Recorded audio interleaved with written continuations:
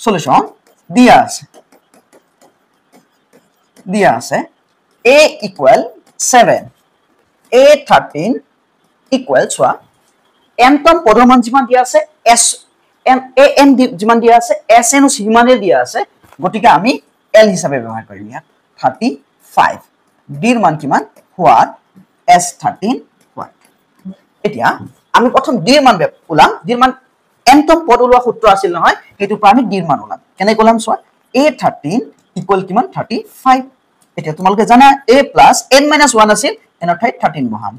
d ৰ মান আমি নাজানো 35 এৰ মান দিয়াই আছে আমাৰ 7 13 পৰা 1 গলে 12 d ৰ মান আমি ওলাম হে 35 হাতটো প্লাসত আছে ইফালে গলে মাইনাসত 12 d তুমি পূৰণটো লিখিব পাৰা 12 লগত এতিয়া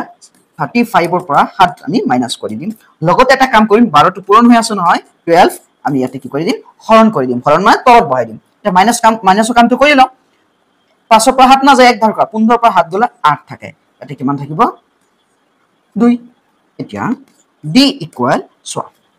বগৰাখ ওলাই গল নহয় এতিয়া আমি কি কৰিম 12 4 চোৱা 12 4 যায় 28 টো যায় আমি কি কৰিম 28 কেবাৰ 7 বাৰ 7 4 গুণ 28 12 কেবাৰ 3 বাৰ d ৰ মান 7/3 এতিয়া আমি ধুনিয়াকে s13 ওলাই দিম s13 চোৱা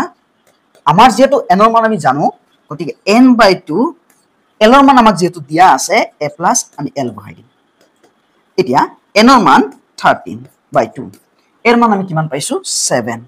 প্লাস l ৰ মান আমি কিমান পাইছো 35 এতিয়া 13/2 হোল 7 plus 35 13/2 ইনটু নিদিলেও হ'ব মই দিছো আৰু